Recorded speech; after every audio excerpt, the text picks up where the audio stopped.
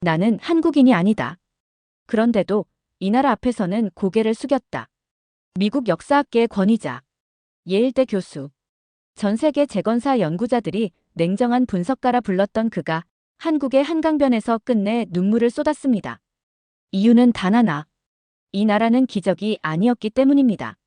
한국은 인간이 만든 가장 처절한 승리였습니다. 백인 가정에서 자란 한국계 미국인. 어머니는 한국 전쟁 고아. 자신은 정체성을 잃고 살아온 역사학자. 그런 그가 한국을 연구하던 중 충격을 넘어 경외에 빠졌습니다. 그리고 마침내 전 세계 앞에서 선언했습니다. 그들은 모두 낙오자였다. 그러나 단 하나, 포기만은 하지 않은 자들이었다. 그 뚝심 앞에 기적이 무릎을 꿇었다. 대체 무슨 사연인지 오늘 사연 바로 시작하겠습니다. 저는 한국계 미국인입니다. 하지만 제 인생에서 한국은 너무 오랫동안 비어있는 구멍이었어요. 피부색은 다르고 이름은 낯설고 얼굴은 어딘가 어울리지 않게 낯익고 그렇지만 누구도 그 공백을 채워주진 않았습니다. 그 누구도 심지어 제 자신조차도요. 저를 낳아주신 어머니는 1953년 전쟁 고아였습니다. 한국 전쟁 직후 미군 구호소에 맡겨졌고 그해 겨울 미국으로 입양되었다고 들었어요. 한국어도 못하고 기억도 거의 없고 살아남기 위해 미국인처럼 살아야 했던 분이셨죠. 그리고 제가 10살 되기 전 어머니는 갑작스러운 교통사고로 세상을 떠나셨습니다. 너무 어린 나이였기에 어머니를 떠올릴 수 있는 장면이 별로 없어요. 가끔 떠오르는 건 낡은 옷을 개시던 손, 제 머리를 쓰다듬던 조용한 눈빛뿐입니다. 그 후 저는 새어머니 밑에서 자라났습니다. 그분은 저를 친아들처럼 대해주셨지만 제 안의 공허함까지 안아주진 못했죠. 어릴 때부터 인종차별을 겪고 자랐고 고등학생이 됐을 땐 중국인이야? 일본어 할 줄 아냐? 는 질문을 수도 없이 들었습니다. 그럴 때마다 저는 대답하지 않았습니다. 제 자신도 잘 몰랐으니까요. 시간이 지나고 대학에 진학했습니다. 역사학을 전공했죠. 과거를 통해 오늘을 이해하고 싶었습니다. 하지만 아이러니하게도 제 과거, 제 뿌리는 비어 있었습니다. 그렇게 살아오다 어느 날 전쟁 고아에 대한 학술 조사를 하던 중 한 장의 사진을 마주하게 됐습니다. 폐허가 된 거리 위에서 눈을 감고 있는 소녀 하나가 담긴 사진이었어요. 그 아이는 추위에 떨고 있었고 입은 옷은 찢어져 있었지만 그 눈매는 어머니와 똑같았어요. 그 사진 앞에서 한참을 멈춰 서 있었습니다. 그날 밤 저는 어머니의 유품함을 처음 열어봤습니다. 그 안에는 오래된 봉투 하나가 있었고 그 속에는 영어로 써진 문장이 한 줄 있었습니다. 언젠가 나의 아들은 나보다 멀리 볼 수 있기를. 그 문장을 보는 순간 저는 울었습니다. 그리고 결심했어요. 이제는 내가 어머니가 못 본 걸 봐야겠어. 박사과정 중 저는 연구 주제를 전후국가 재건사로 바꿨고 곧바로 풀브라이트 장학 프로그램에 지원했습니다. 학계 사람들은 왜 한국이냐고 물었습니다. 독일, 일본이 더 많지 않냐고 말이죠. 하지만 조용히 말했습니다. 그 나라는 제 어머니의 뿌리이고 그 눈빛이 저를 부른 나라입니다. 1995년 한국 땅을 처음 밟았습니다. 하지만 그보다 먼저 오래된 다큐멘터리 안에서 한국을 처음 만났습니다. 풀브라이트 장학 신청서를 준비하던 어느 밤 1970년대 한국을 다룬 흑백 영상 한 편을 찾아보게 되었어요.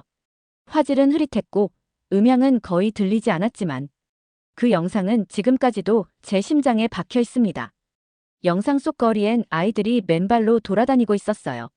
어깨에 리어카를 맨 남자, 쓰러진 간판 밑에 앉은 여인, 흙먼지 낀 바닥 위에 주저앉아 폐지를 뒤지는 노인까지. 누가 봐도 가난 그 자체였죠. 당시만 해도 이렇게 생각했습니다. 그래도 미국이 도와줬으니 여기까지나마 온 거겠지. 그런데 그 다큐멘터리에서 저는 이해할 수 없는 장면을 봤습니다.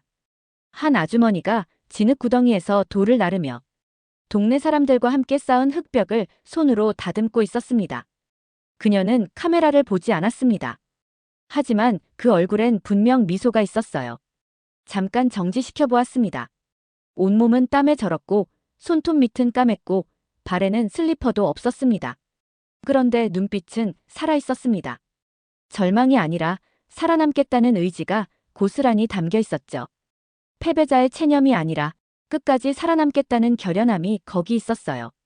지금도 눈을 감으면 떠오릅니다. 도대체 어떻게 저런 눈빛이 가능한 걸까? 그 이후 비슷한 영상을 몇 편 더 찾아봤습니다. 하나는 서울의 쓰레기 마을을 다룬 다큐였고 또 하나는 어린이 노동자를 추적한 뉴스 리포트였습니다. 모두 참혹했어요.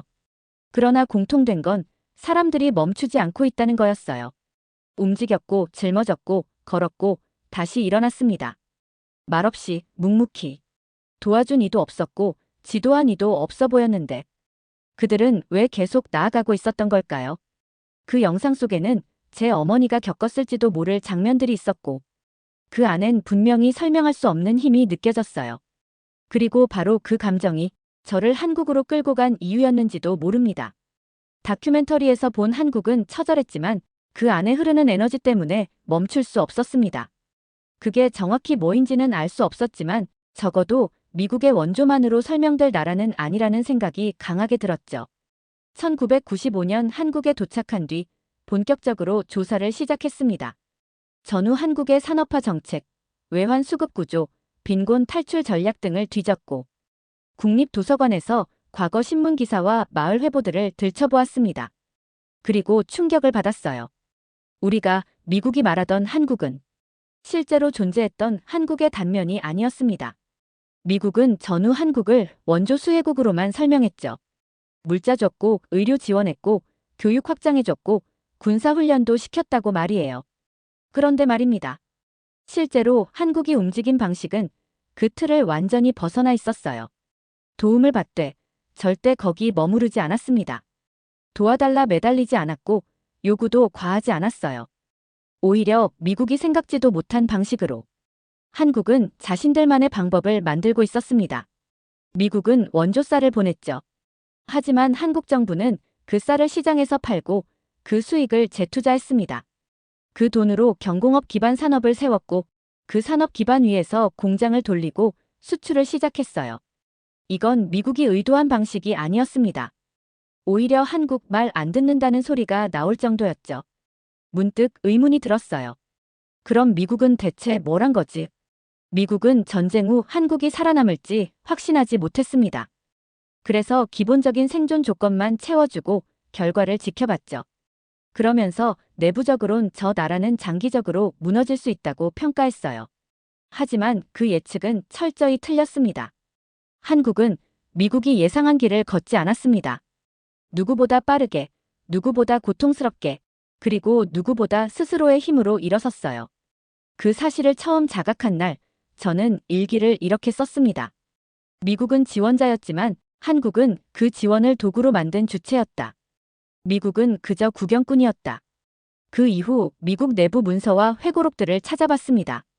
놀랍게도 1970년대 미국 국무부 문건엔 한국 정부의 독자 행동에 대한 우려라는 표현이 자주 등장하더군요. 한국은 말을 듣지 않았고 예측을 따르지 않았고 스스로의 판단으로 길을 열었습니다. 그게 당시 미국에겐 불편한 일이었겠죠. 왜냐면 약소국은 지시를 따르길 기대받으니까요. 하지만 한국은 선택했습니다. 지시가 아닌 책임을, 보호가 아닌 자립을. 그리고 그 선택은 옳았습니다. 그걸 보고 깨달았어요. 한국은 누가 일으킨 나라가 아니라 스스로 살아남은 나라라는 걸요. 제가 한국에 도착했던 1995년 당시 세계은행 보고서에 따르면 한국은 이제 막 선진국 문턱에 다가선 신흥국이었습니다. 저는 그런 평가가 궁금했어요. 어떻게 저 나라는 그렇게 짧은 시간에 여기까지 왔을까? 비교할 나라들을 떠올려봤습니다. 필리핀, 태국, 인도, 인도네시아 모두 한국보다 시작은 좋았던 나라들이었습니다. 전쟁 피해도 덜했고 자원도 많았고 정치적 안정을 누렸던 시기도 더 길었죠. 그런데 지금은 왜 다들 한국을 따라잡지 못하고 있는 걸까? 도대체 한국은 뭐가 달랐던 걸까? 그 해답을 찾기 위해 저는 1970에서 80년대 경제 데이터를 분석하고 한강산업단지와 구로공단을 방문해 현장 기록을 수집했습니다. 그리고 한 가지 공통된 답을 발견했어요. 그들은 모두 낙오자였다. 지표상 한국은 모든 면에서 낙후되어 있었습니다. 국민소득, 문맹률, 식량 자급률, 심지어 전력 공급률까지 어떤 면에서도 앞서 있던 게 없었어요. 그런데도 한국은 낙오하지 않았습니다. 아니, 오히려 누구보다 먼저 결승선을 통과했어요. 전 그 이유를 불만에서 찾았습니다.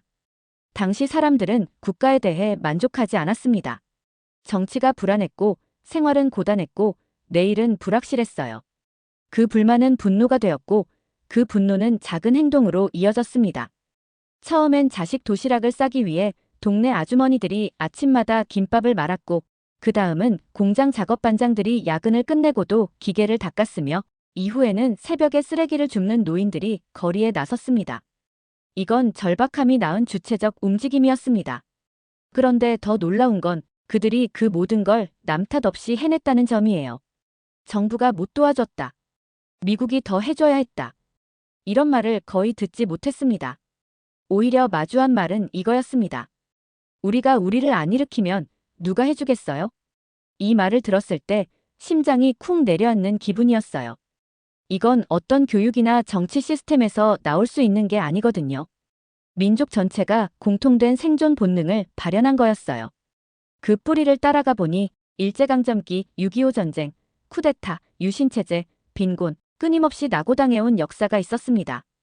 하지만 그 과정에서 남이 나를 낙오자로 부른다고 해도 내가 스스로 포기하지 않으면 끝난 게 아니다라는 철학이 자리 잡게 된 거죠. 그걸 깨달은 날 자신의 과거를 부끄러워하지 않는 60대 할아버지와 대화를 나눴습니다. 그분은 이런 말을 했어요. 우린 다 바닥에서 시작했어요. 근데 바닥에서 올라올 땐 누구도 날 끌어주지 않았죠. 대신 옆 사람 보면서 따라했어요. 그러다 보니 여기까지 온 겁니다. 전 그날 이후로 기적이라는 단어를 쉽게 쓰지 않게 됐습니다. 그들은 모두 낙오자였지만 단 하나, 포기만은 끝까지 하지 않은 자들이었죠. 그 뚝심과 근성 앞에 기적이 무릎을 꿇었던 것이었습니다. 1995년 가을, 한국의 농촌 개발 모델을 조사하기 위해 한 시골 마을을 찾았습니다. 새마을 운동의 흔적이 가장 선명하게 남아있다는 정보를 듣고 달려간 곳이었죠.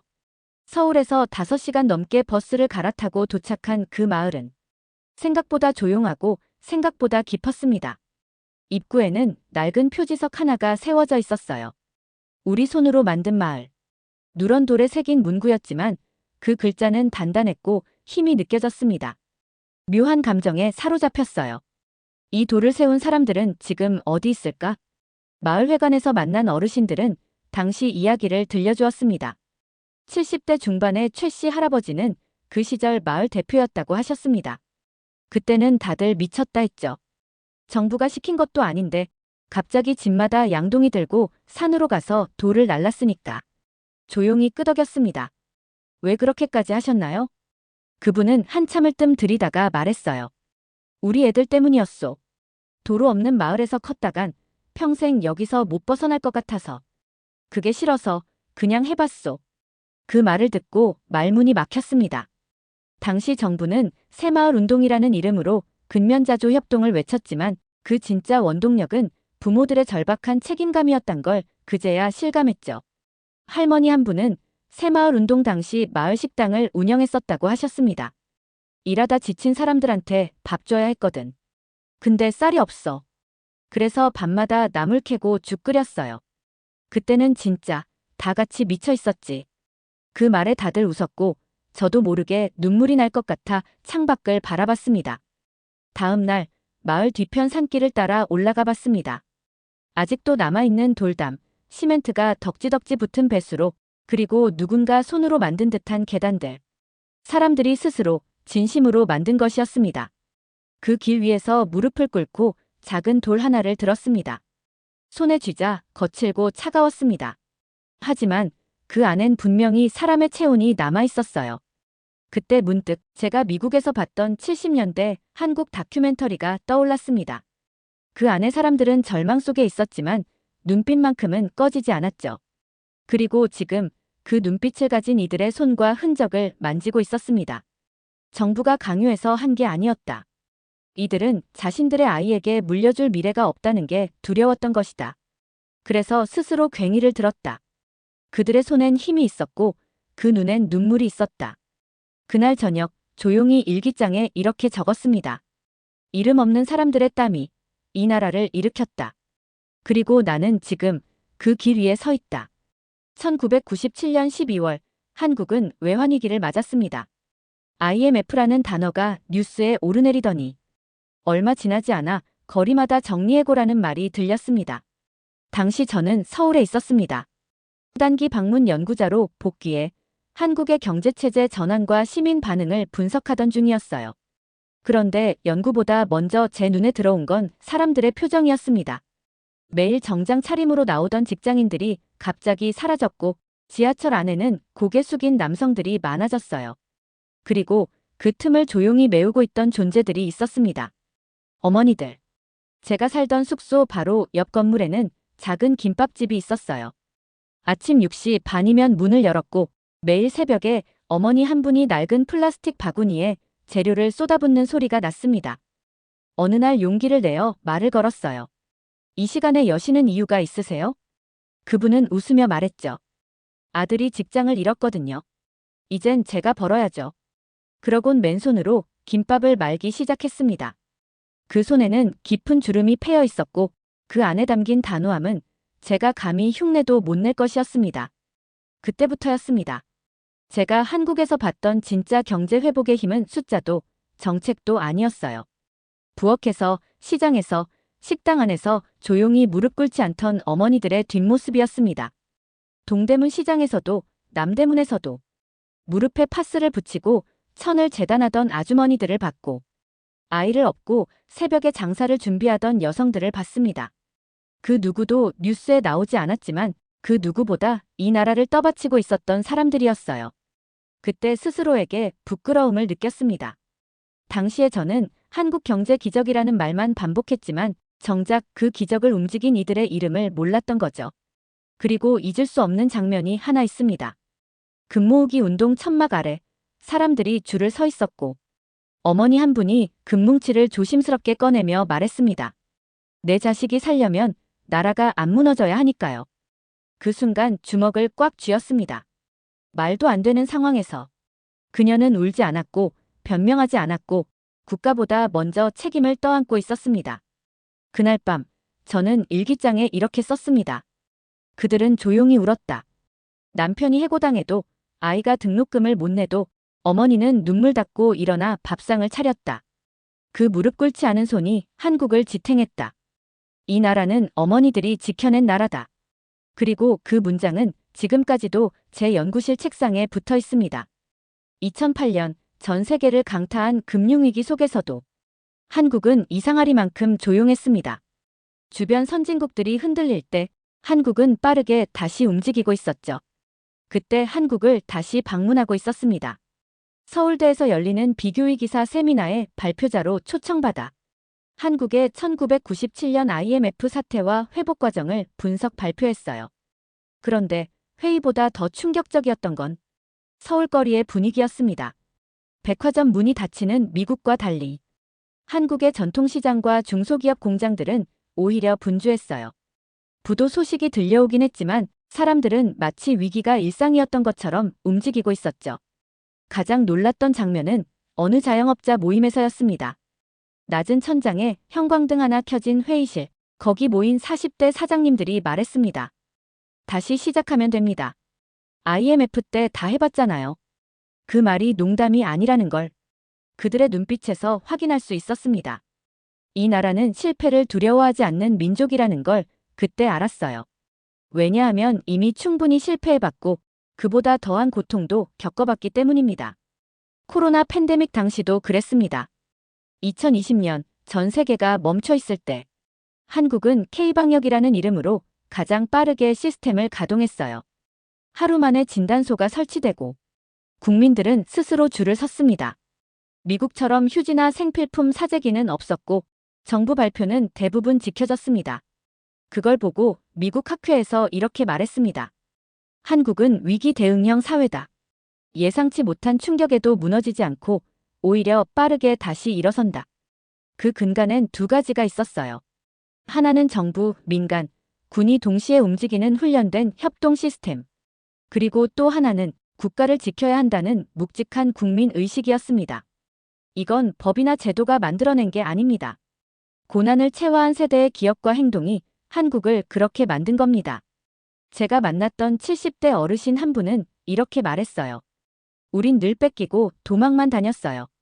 그래서 이제는 절대 먼저 무너지지 않으려고 해요. 그 말이 아직도 귓가에 맴돕니다. 그건 그냥 옛날 이야기가 아니라 지금도 한국 사회를 떠받치는 정신의 구조였어요. 쓰러졌을 때 더 강해지는 사람, 실패했을 때 더 단단해지는 국가. 그게 바로 제가 본 한국이었습니다. 한국은 단 한 번도 여유롭게 발전한 나라가 아니었습니다. 그들은 늘 위기 속에서 자신을 증명해 왔습니다. 그리고 그 정신은 앞으로 어떤 시대에도 한국을 지탱해 줄 거라는 확신이 들었습니다. 미국 학계에서 오랫동안 이런 말을 들었습니다. 한국은 예외적인 사례야. 기적 같은 성장이지. 기적의 한강, 기적의 민주화, 기적의 수출입 구조. 기적. 처음엔 저도 그 단어에 설득됐습니다. 그 어떤 나라보다 빠른 속도로 성장했고 불가능처럼 보였던 일들을 가능으로 만들었으니까요. 그런데 시간이 지날수록 그 단어가 무례하게 느껴졌습니다. 한국은 기적이 아니라 사람들이 피와 땀, 눈물로 만든 결과였기 때문입니다. 2010년 어느 날 저는 하버드대 아시아 현대사 학회에서 기적이라는 단어를 거부합니다라는 제목의 발표를 했습니다. 청중 대부분은 당황한 표정을 지었죠. 왜냐면 그들은 기적이라는 말 안에 칭찬과 놀라움을 담고 있다고 믿었거든요. 이렇게 말했습니다. 기적은 설명할 수 없는 사건입니다. 그러나 한국의 성공은 모든 지표로 분석 가능한 인간의 노력입니다. 그걸 기적이라 부르는 건 그 노력의 피로를 삭제하는 일입니다. 조용하던 학회장은 제가 다음 말을 꺼내자 숨죽였습니다. 기적이 아니다. 이건 증명된 인간의 승리다. 제가 본 한국인은 단 한 번도 멈춘 적이 없다. 그들은 세상에서 가장 강한 낙오자들이다. 그리고 가장 아름다운 승리자들이다. 사람들은 제게 질문했습니다. 도대체 그걸 어떻게 확신하냐고. 그래서 말했죠. 직접 봤으니까요. 슬레이트 지붕 밑에서 밤새 땀 흘리던 소녀의 눈빛, 지게를 짊어지고 계단을 만들던 노인의 구분 등 그 모든 장면이 증거였습니다. 그들은 절망했지만 멈추지 않았고 실패했지만 탓하지 않았고 도와주지 않아도 움직였습니다. 제가 만난 수많은 한국인들은 우린 원래 약하니까요 라는 말을 하지 않았습니다. 대신 우린 해야 하니까요 라고 했습니다. 그 정신은 기적이 아닙니다. 그건 수치로도 경험으로도 반복적으로 증명된 불굴의 철학이자 공동체의 힘이었습니다. 그게 바로 제가 세상에 알리고 싶은 한국의 진짜 얼굴입니다. 기적이라는 말은 너무 쉽습니다. 불가능한 일이 일어났을 때 설명하지 않기 위해 쓰는 말이니까요. 하지만 저는 그 설명을 하지 않고는 못 견디겠더라고요. 왜냐면 제가 사랑하게 된 이 나라 사람들의 눈빛은 단 한순간도 기적을 기다리지 않았거든요. 서울 한강변. 가을바람이 불던 그날, 저는 한 분의 6.25 전쟁 유공자 할아버지를 만나러 갔습니다. 국방부의 허가를 받아 인터뷰를 진행하던 중이었고, 그분은 올해로 91세였습니다. 자그마한 몸, 굽은 허리, 희미한 눈동자. 하지만 목소리는 또렷했고, 손끝은 미세하게 떨리고 있었습니다. 혹시 전쟁 때 가장 기억나는 장면이 무엇이었나요? 제가 물었죠. 그분은 한참을 뜸 들이다가 말했습니다. 포항에서 후퇴할 때요. 우리가 밀리니까 어떤 대위가 우린 진 게 아니야 하고 소리쳤지. 그 말이 아직도 귓가에 맴돌아. 그때 진 거 아니었습니까? 제가 조심스럽게 되물었습니다. 그분은 잠시 저를 바라보다 이렇게 말했어요. 우린 진 게 아니라 아직 싸우고 있던 거요. 그 순간 아무 말도 하지 못했습니다. 그 한 문장에 담긴 무게가 지금껏 제가 연구한 수많은 자료보다도 깊었습니다. 아직 싸우고 있다. 그 말은 과거가 아니었습니다. 지금도 이 땅 위에서 계속되고 있는 의지, 정신, 생존의 선언이었습니다. 자리에서 일어났습니다. 할아버지께 정중히 고개를 숙이며 그분의 손을 두 손으로 잡았습니다. 존경합니다. 그 말이 나올 때 저는 울고 있었습니다. 어느새 눈물이 볼을 타고 흘렀고 할아버지는 천천히 제 손등을 토닥이셨어요. 그 후로도 몇 년간 한국과 미국을 오가며 강의와 연구를 계속했어요. 그러다 어느 날 학생 한 명이 이런 질문을 던졌습니다. 교수님은 미국인이신가요? 한국인이신가요? 잠시 웃고 대답했습니다. 한국계 미국인이고 지금은 한국계 지식인입니다. 그게 진심이었습니다. 저는 한국에서 태어나지 않았고 한국어도 한참을 배워야 했고 어머니는 기억조차 없는 뿌리였습니다. 그렇지만 한국은 제게 연구 대상이 아니라 살아있는 삶의 증명이었습니다. 지금 이 순간에도 어디선가 누군가는 묵묵히 일하고 버티고 울지 않고 견디고 있을 겁니다. 그게 한국이라는 나라였어요. 저는 현대사 교수로 평생 한국의 전후 재건사, 산업화 모델, 시민사회 성장 과정 등을 전문 연구하며 살아왔습니다. 미국인으로 자랐지만 지금은 스스로를 한국계 지식인이라 부릅니다. 그리고 그게 제 인생에서 가장 자랑스러운 정체성입니다. 두 번째 사연 시작합니다. 중국인은 출입 금지입니다. 한국인 환영합니다. 유럽의 중심지, 세계 각국에서 온 관광객들로 북적이는 번화가에서 한 중국인 여성이 발걸음을 멈추었습니다. 눈앞에 걸린 팻말이 그녀의 시선을 사로잡았습니다. 노 차이니즈 얼라우드. 올리 코리언즈 웰컴. 중국인은 출입 금지 한국인 환영. 그녀는 순간 자신의 눈을 의심했습니다. 하지만 팻말의 글자는 너무나도 선명했습니다. 누군가 일부러 눈에 잘 띄도록 큼지막하게 적어놓았고 사람들은 그 앞을 아무렇지도 않게 지나가고 있었습니다. 잠시 후 그녀의 한국인 친구들이 같은 가게 앞으로 다가갔습니다. 가게 주인은 그들을 보자마자 환한 미소를 지으며 다정하게 인사했습니다. 한국에서 오셨나요? 환영합니다. 따뜻한 목소리와 함께 그들에게는 특별 할인과 서비스를 제공했습니다. 한국인 친구들은 자연스럽게 대화를 나누며 즐거운 분위기를 이어갔습니다.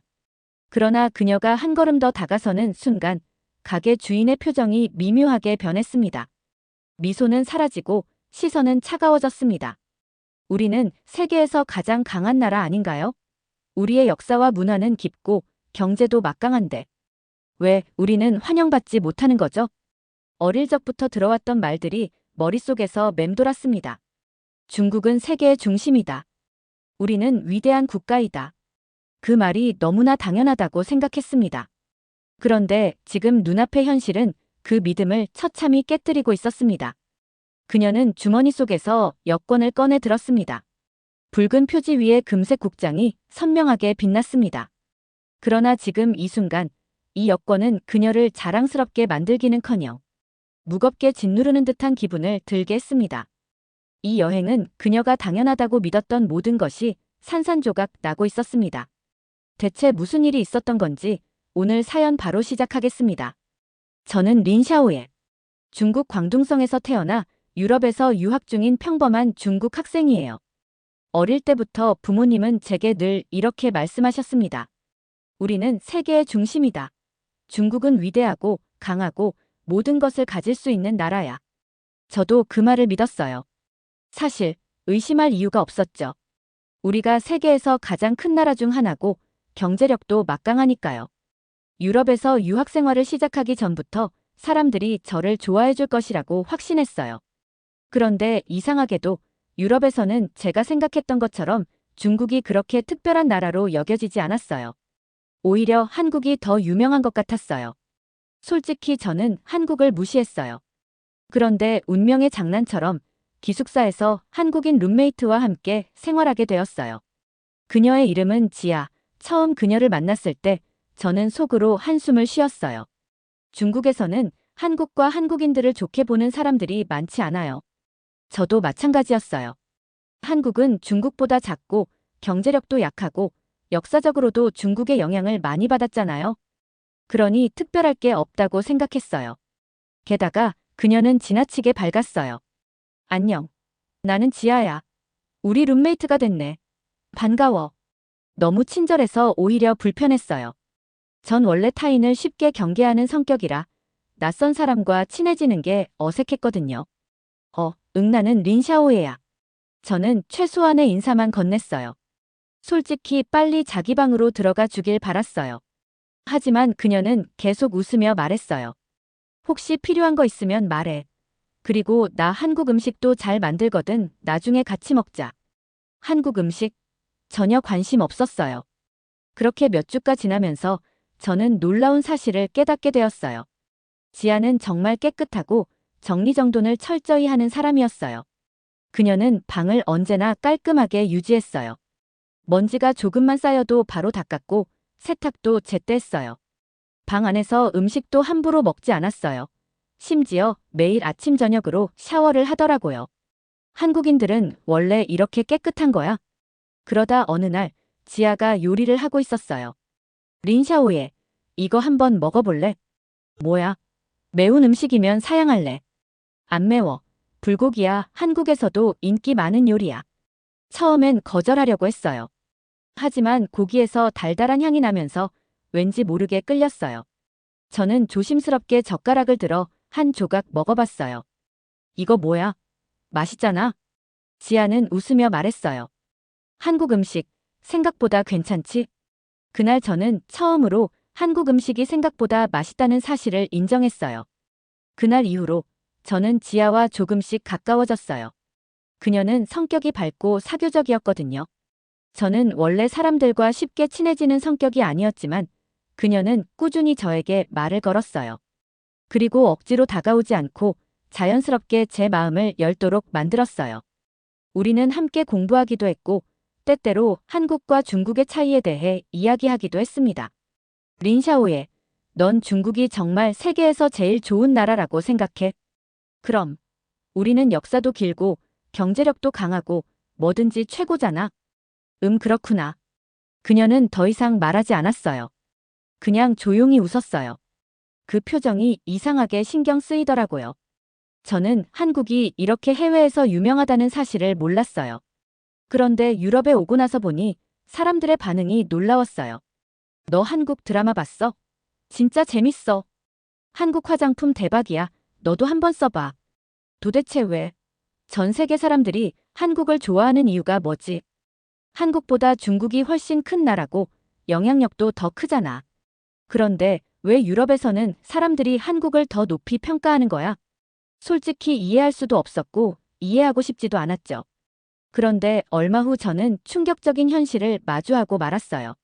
그날은 룸메이트 지아를 포함한 여러 친구들과 함께 여행을 떠나게 되었어요. 이번 여행은 유럽의 새로운 도시들을 탐방하기 위한 즐거운 일정이 될 거라고 기대했죠. 유럽 공항, 출국 심사대 앞. 사람들로 가득 찬 대기줄에서 저는 길게 한숨을 쉬었어요. 한참을 기다려도 줄은 꼼짝도 하지 않았습니다. 가방을 질질 끄는 소리, 저 멀리서 들려오는 안내방송 너무 지루했어요. 그때 제 시야 한쪽에서 번쩍이는 장면이 보였어요. 한국인들은 줄을 안 서네. 제 룸메이트인 한국인 지아와 유럽 친구들이었습니다. 그들은 긴 줄을 지나 자동 입국 심사대로 걸어갔고 몇 초 만에 출국 심사를 통과했어요. 몇 초 그 짧은 순간에 그들은 심사대를 빠져나갔고 여유로운 표정으로 걸어가고 있었어요. 그 장면이 제 머릿속을 복잡하게 만들었어요. 똑같은 아시아 사람인데 왜 우리는 안 되고 한국인은 되는 거지? 손에 쥔 붉은 중국 여권이 갑자기 무겁게 느껴졌어요. 그리고 어쩐지 저를 비웃고 있는 것만 같았어요. 그렇게 초조해하는 사이 제 앞에 있는 중국인 아저씨가 심사를 받기 시작했어요. 심사관이 한참을 서류를 들춰보더니 얼굴을 찌푸리며 물었습니다. 체류 목적이 뭐죠? 어디에서 얼마나 머무를 예정입니까? 귀국 항공권을 보여줄 수 있나요? 아저씨는 당황한 듯 가방을 뒤적였고 심사관은 짜증난 표정으로 한숨을 내쉬었어요. 아, 나도 저렇게 오래 걸리겠네. 제 차례가 되자 예상대로 심사관은 저를 뚫어지게 쳐다봤어요. 유학생이라고요? 여권 좀 확인할게요. 언제 돌아가죠? 예약한 숙소 바우처 보여주세요. 학생증 좀 확인할게요. 아, 진짜 피곤하게 하네. 결국 심사대에서 저는 10분 넘게 붙잡혔고 겨우 통과했을 땐 이미 기운이 쭉 빠져 있었어요. 그런데 다른 친구들은 샤오예, 왜 이렇게 늦었어? 그들은 카페에서 커피를 마시며 여유롭게 웃고 있었습니다. 저는 속으로 외쳤어요. 이게 말이 돼? 중국이 얼마나 큰 나라인데 왜 우리는 이렇게 불편하게 대우받고 한국인들은 자동 심사대를 통과하는 거야. 머릿속이 복잡해졌어요. 도대체 한국이 뭐가 특별해서? 저는 참을 수 없어서 한국인 친구 지아에게 물었어요. 너희는 왜 자동 심사대 이용할 수 있어? 지아는 어깨를 으쓱하며 대답했어요. 한국은 신뢰도가 높은 나라라서 그런가 봐. 유럽에서 협약을 맺었거든. 신뢰도? 그게 뭔데? 중국은 강대국이에요. 경제도 세계 최상위권이고 역사도 길어요. 그런데 유럽이 우리를 신뢰하지 않는다고. 그 순간 저는 제 여권을 다시 바라봤어요. 어릴 때부터 세계에서 가장 강한 나라라는 것을 자랑스럽게 여겼어요. 그런데 오늘만큼은 이게 정말 강한 나라의 여권이 맞나? 여행이 시작되기도 전에 저는 벌써 뭔가 잘못됐다는 걸 깨닫고 있었습니다. 공항에서 느낀 찜찜한 감정을 떨쳐내지 못한 채 여행이 시작되었어요. 친구들과 함께 유럽의 여러 도시를 돌아다니며 명소를 방문하고 현지 문화를 체험하는 일정이었죠. 저는 여전히 기분이 개운치 않았지만 내색하지 않으려 애썼어요. 도착한 첫 번째 도시에서 우리는 호텔에 짐을 풀고 현지 시장을 구경하러 나갔어요. 유럽의 시장은 활기찼고 이국적인 물건들이 가득했어요. 저는 기념품을 몇 개 사려고 가게를 둘러보고 있었는데 뭔가 이상한 점을 느꼈어요. 가게 주인들이 한국인 친구들에게는 활짝 웃으며 친절하게 대해주었어요. 그런데 제가 가게 주인과 대화를 시도할 때는 뭔가 미묘하게 다른 분위기가 흘렀어요. 처음엔 그냥 바쁜가 보다 했어요. 하지만 몇 개의 가게를 더 돌면서 확신하게 되었어요. 한국인 친구들에게는 자연스럽게 대화를 걸고 할인도 해주고 심지어 서비스까지 챙겨주는데 저는 그냥 형식적인 태도로 대하는 거예요. 왜 이러지? 내가 뭘 잘못했나? 그런데 곧 알게 되었어요. 다른 곳에서 커피를 마시던 중 옆 테이블의 몇몇 외국인들이 작은 화면을 보며 깔깔 웃고 있었어요. 그냥 재미있는 영상을 보고 있나 싶었는데 그중 하나가 제 쪽을 힐끔 보더니 또 웃더라고요. 느낌이 이상해서 자세히 봤어요. 그들이 보고 있던 건 중국 관광객들이 유럽에서 공공장소에서 시끄럽게 떠들거나 줄을 서지 않고 새치기를 하거나 길거리에서 비매너 행동을 하는 영상이었어요. 웃긴 장면처럼 편집돼 있었지만 저한테는 전혀 웃기지 않았어요. 오히려 얼굴이 화끈거릴 정도로 부끄러웠어요. 이게 뭐야? 중국인을 이렇게 비웃는 거야? 그제야 깨달았어요. 공항에서의 차별, 가게 주인들의 태도, 사람들의 반응. 그게 우연이 아니라는 걸요. 그제서야 주변을 다시 살펴보니 더 많은 것들이 보였어요. 관광지의 안내 팸플릿에는 영어, 프랑스어, 독일어, 그리고 한국어까지 있었어요. 그런데 중국어는 없는 곳도 많았어요. 레스토랑에서 메뉴를 펼쳐보니 거기에도 한국어가 있었어요. 저는 어안이 벙벙했어요. 왜 한국어가 있어? 하고 친구들에게 묻자 그들은 어색하게 웃으며 한국인 여행객들이 많아서 그런 거 아닐까? 라고 말했죠. 그런데 잠시 후 테이블 한쪽에서 한 외국인이 한국인 친구에게 말을 걸었어요. 너 한국에서 왔어? 와, 대박이다. 난 한국 드라마 엄청 좋아해. 그 말을 들으며 저는 머리가 띵했어요. 호텔에 돌아온 후 저는 인터넷을 켜고 검색을 해봤어요. 한국의 국제 이미지, 중국 관광객 해외 평가. 그리고 눈앞에 펼쳐진 기사들을 보며 저는 또 한 번 충격을 받았어요. 수많은 기사들이 중국 관광객들의 문제 행동을 지적하고 있었거든요. 공공장소에서 큰 소리로 떠드는 것부터 줄을 서지 않는 습관, 심지어 길거리에서 음식물을 함부로 버리는 행동까지. 그동안 아무렇지도 않게 여겼던 행동들이 다른 나라에서는 무례하게 보였던 거예요. 반면 한국은 예의 바르고 질서를 잘 지키는 나라, 문화적으로 세련되고 국제적으로 신뢰받는 국가라고 평가되고 있었어요. 어릴 때부터 들었던 말들이 머릿속을 맴돌았어요. 중국은 세계의 중심이다. 우리는 위대한 나라다. 하지만 현실은 전혀 그렇지 않았어요. 친구들과 함께 여행을 다닌 지 며칠이 지났어요. 하지만 저는 여전히 불편한 감정을 떨쳐낼 수 없었어요. 처음에는 기분 탓인가 싶었지만 계속해서 같은 상황이 반복되자 무언가 잘못됐다는 확신이 들었거든요. 그리고 저는 이 여행에서 가장 충격적인 장면을 마주하게 되었어요. 그날 우리는 유명한 시장을 방문했어요. 오래된 역사와 전통을 자랑하는 곳으로 다양한 기념품과 전통 음식을 판매하는 가게들이 즐비했죠. 시장은 활기가 넘쳤고 사람들은 활발하게 쇼핑을 즐기고 있었어요. 저는 친구들과 함께 시장을 걸으며 여러 가게를 구경했어요. 그런데 한 가게 앞에서 발걸음이 멈췄어요. 문 앞에 붙어 있는 팻말이 눈에 띄었거든요. 중국인 출입 금지, 한국인 환영.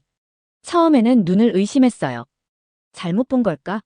하지만 가까이 다가가 보니 팻말은 분명하게 가게 문 앞에 걸려 있었어요. 순간 심장이 철렁 내려앉았어요. 머릿속이 하얘졌어요. 이런 일이 실제로 존재한다고. 저는 한 걸음 물러서서 주변을 둘러봤어요. 아무도 이 팻말을 이상하게 여기지 않는 것 같았어요. 사람들은 그냥 지나치고 있었고 심지어 가게 안은 손님들로 가득 차 있었거든요. 그때 옆에서 룸메이트 지아가 조심스럽게 말을 걸었어요. 샤오예, 괜찮아? 저는 입을 열지 못했어요. 저게 뭐야? 친구들은 난처한 표정을 지었어요. 일부 중국인들이 가게에서 물건을 함부로 만지거나 가격을 흥정하다가 소리를 지르거나 심지어 돈을 내지 않고 물건을 가져가는 경우도 있다고 들었어. 그러다 보니 몇몇 가게들이 이런 조치를 취한 것 같아. 억울했어요. 왜 모든 중국인이 그런 취급을 받아야 하는 거죠? 그래서 저는 인터넷을 열어 검색을 시작했어요. 그리고 화면에 떠오른 기사들을 읽으며 저는 다시 한번 충격을 받았습니다. 기사 속에는 수많은 사례들이 나와 있었어요. 관광지에서 줄을 서지 않는 행동, 길거리에서 침을 뱉는 모습, 식당에서 소리를 지르며 직원들에게 무례하게 대하는 장면들. 그동안 저는 이런 뉴스들을 봐도 그냥 흘려들었어요. 설마 저런 사람들이 많겠어? 라고 생각했죠. 하지만 지금 저는 직접 이런 차별을 경험하고 있어요. 그러자 머릿속을 스치는 생각이 있었어요. 우리는 정말로 우리가 생각하는 것만큼 좋은 이미지를 가지고 있을까? 저는 고개를 들고 친구들을 바라봤어요. 너희는 한국인이라는 이유로 이런 차별을 당한 적 있어? 친구들은 어색하게 웃으며 고개를 저었어요. 아니, 그런 적은 없었어. 한국인 친구들은 오히려 좋은 대우를 받고 있었어요. 공항에서도, 가게에서도, 관광지에서도. 그 차이가 도대체 어디에서 오는 걸까요? 저는 여태껏 중국이 강대국이라는 이유만으로 사람들이 우리를 존중할 거라고 믿었어요. 하지만 현실은 달랐어요. 세계는 중국을 경제적으로 강한 나라라고는 생각할지 몰라도 중국인을 존중해야 할 대상으로 여기고 있지는 않았어요. 머릿속이 복잡해졌습니다. 저는 가게 문 앞에서 한참을 서 있었어요. 그 팻말을 바라보면서. 그런데 갑자기 제 뒷덜미에 차가운 시선이 느껴졌어요. 뒤를 돌아보니 가게 주인이 저를 빤히 쳐다보고 있더라고요. 그 눈빛 속에는 왜 아직도 여기 있는 거야? 라는 말이 담겨 있었어요. 그 순간 저는 이해했어요. 저는 이 시장에서, 아니, 어쩌면 이 나라에서 환영받지 못하는 존재일지도 모른다는 걸요. 중국인 출입 금지라는 팻말을 본 이후로 저는 여행을 즐길 수가 없었어요. 여행이 아니라 제 자존심이 흔들리는 과정을 겪고 있는 것 같았거든요. 린샤오예, 빨리 와. 다음 일정은 박물관이야. 한국인 친구 지아가 밝게 말했어요. 저는 기운 없이 고개를 끄덕이며 그들을 따라갔어요. 박물관이라, 그래, 여긴 다르겠지. 적어도 역사 앞에서는 우리가 우월하잖아. 어릴 때부터 부모님은 저에게 이렇게 가르치셨죠. 중국은 위대한 역사와 문화를 가진 나라야. 우리가 수천 년 동안 이룬 것이 얼마나 많은데 다른 나라와 비교할 필요도 없어. 그 말을 떠올리며 저는 박물관으로 들어갔어요. 박물관 안에는 세계 여러 나라의 전시 공간이 있었어요. 저는 자연스럽게 중국 전시관으로 걸어갔어요. 수백 년 된 도자기, 웅장한 황제의 의복, 아름다운 서예 작품들, 전시 자체는 화려했어요. 하지만 관람객들은 많지 않았어요. 사람들이 사진을 몇 장 찍고는 금방 자리를 떠났어요. 이게 뭐야? 이렇게 위대한 유산이 전시되어 있는데 왜 사람들은 관심이 없어? 그때 주변이 소란스러워지는 게 느껴졌어요. 사람들의 발길이 몰리는 곳이 있었거든요. 거기엔 한국 전시관이 있었어요. 전시장 안에서는 관람객들이 한글 창제 과정과 원리를 설명하는 디지털 패널 앞에 몰려 있었어요. 그리고 그 옆에는 한복과 현대 패션이 결합된 작품들이 있었어요. 그뿐만이 아니었어요. K-팝과 드라마의 글로벌 성공을 보여주는 코너, 현대기술과 문화가 결합된 전시물까지. 사람들은 감탄하며 사진을 찍고 토론을 하고 있었어요. 그리고 저는 멍하니 그 광경을 바라봤습니다. 중국 전시관에는 웅장한 유물들이 있었지만 사람들은 오래 머물지 않았어요. 반면 한국 전시관에서는 사람들이 감탄하며 오래 머물렀어요. 그 차이가 뭘까? 아무리 고민해도 도무지 이해가 되지 않았죠. 다음 일정은 유명한 랜드마크 방문이었어요. 여행객들이 몰려드는 곳이라 사람이 많았습니다. 가이드 투어를 신청해 함께 이동하기로 했어요. 줄을 서서 기다리는데 갑자기 가이드가 환한 얼굴로 한국인 친구들을 보며 말했어요. 한국에서 왔어요? 안녕하세요. 감사합니다. 그는 한국인 친구들에게 특별히 더 친절하게 대했어요. 심지어 농담을 건네면서 더 깊이 대화하려고 했어요. 그리고 저에게는 그냥 형식적인 태도 딱 거기까지였어요. 그날 저녁, 저는 조용히 친구들에게 물어봤어요. 너희는 이런 대우를 당연하게 생각해?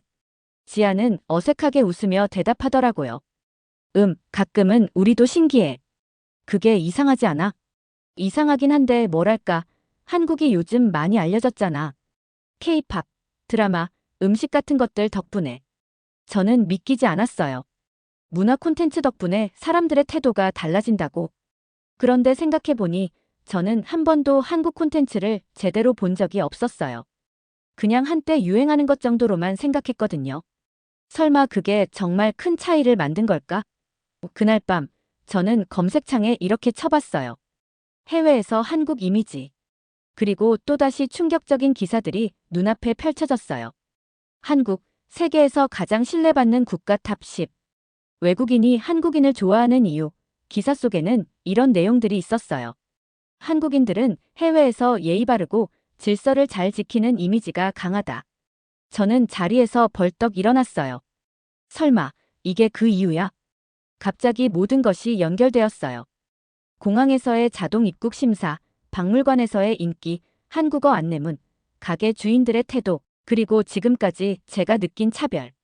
한국이 해외에서 특별한 대우를 받는 이유는 유행이 아니었어요. 그들의 태도였죠. 다음 날, 우리는 또 다른 관광지를 방문했어요. 이번에는 조용한 분위기의 박물관과 다르게 사람들이 많이 몰리는 번화가였어요. 유명한 브랜드 매장이 즐비한 거리에서 우리는 자유롭게 쇼핑을 하기로 했어요. 그런데 그때 저는 또다시 익숙한 장면을 목격했어요. 한 무리의 중국인 관광객들이 매장 앞에서 시끄럽게 떠들고 있는 모습이었죠. 줄을 서는 사람들을 밀치며 앞에 서려고 했고 매장 직원이 제지하자 불만을 토하는 모습도 보였어요. 그 모습을 지켜보던 직원의 표정은 굳어졌어요. 그리고 매장 안으로 들어가 다른 직원과 무언가를 이야기하더니 한참 후 매장 입구에 작은 팻말을 걸었어요. 줄을 서주세요. 큰 소리로 대화하지 마세요. 그걸 본 순간 저는 그제야 깨달았어요. 이게 반복되니까 사람들이 우리를 신뢰하지 않게 되는 거야. 한국인 친구들은 같은 매장에 들어갔지만 직원들은 그들에게 친절했어요. 차이는 바로 여기에 있었어요. 한국인들은 조용히 줄을 서서 기다렸고 매장 안에서도 직원들에게 공손하게 대했어요. 반면 일부 중국인 관광객들은 그 반대였습니다. 저는 지금까지 우리는 과거에 우리가 대단했으니 지금도 당연히 존중받아야 한다고 생각했어요. 하지만 세계는 그렇게 단순하지 않았어요. 평생 동안 저는 우리가 세계에서 가장 강한 나라라고 믿었습니다. 우리의 경제력, 역사, 문화가 곧 위대함의 증거라고 생각했고 그 사실을 당연하게 여기며 살아왔습니다. 하지만 지금 눈앞에서 무너지는 현실을 마주하고 있습니다. 우리가 얼마나 크고 오래된 나라였는지는 중요하지 않았습니다. 지금 우리가 어떤 모습으로 존재하는지가 더 중요한 것이었어요. 그리고 저는 깨달았습니다. 우리는 강대국이 아니라 강대국이라고 착각하는 나라였을지도 모릅니다. 그리고 존경은 강요해서 얻는 것이 아니라 행동으로 만들어가야 한다는 것을. 우리는 변화할 수 있을까요? 그 답을 찾는 것은 이제부터 제 몫이겠지요. 이 여행이 끝나도 저는 이 질문을 계속 마음속에 품고 살아가게 될 것 같습니다. 오늘 사연이 재미있으셨다면 구독과 좋아요, 알림 설정까지 부탁드립니다. 더 재미있는 사연으로 돌아오겠습니다. 이상 감동탐험이었습니다.